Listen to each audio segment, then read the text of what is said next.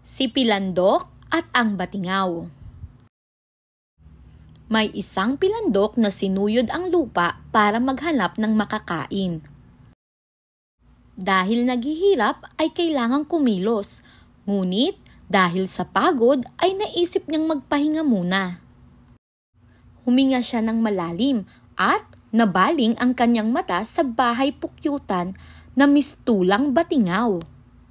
Samantala, isang manlalakbay na si Sumuson ang napadaan sakay ng isang kabayo. Kapansin-pansin ang marami nitong dala na mula pa sa mga bagay na ginuguhatan niya. Napansin ni Sumuson si Pilandok na nasa ilalim ng puno. Winika niya, "Bakit ka nandyan sa ilalim ng punong iyan?" "Ako ay naatasan ng sultan na bantayan ang napakahalaga at mamahaling gamit niya." "Nakataya ang buhay mo katumbas ng isang mamahaling bagay?" "Opo, isang mahalagang bagay ang batingaw." "Patunugin natin nang malaman natin. Maaari ba?" "Hindi maaari.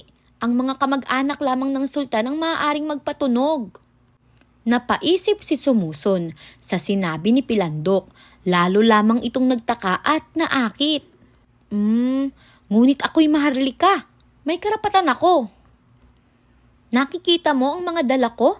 Ito ang katunayan ng aking pagiging maharlika. Ibibigay ko sa iyo ang yaman." Sandaling nag-isip si Pilandok.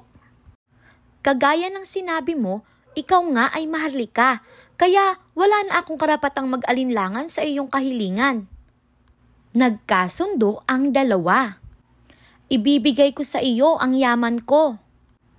Nang maibato niya kay Pilandok ang yaman, agad namang tumakbo si Pilandok papalayo. Samantala, gamit ang matulis na bagay, buong lakas na pinalo ni Sumuson ang inaakalang batingaw.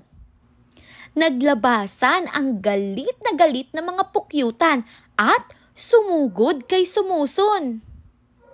Hanggang sa ito ay matumba, saka lamang nailigtas si Sumuson nang makita siya ng mga mandirigma. Nagising na lamang siya na nasa ibang lugar na, ginagamot mula sa natamong paglusob sa kanya ng mga pukyutan.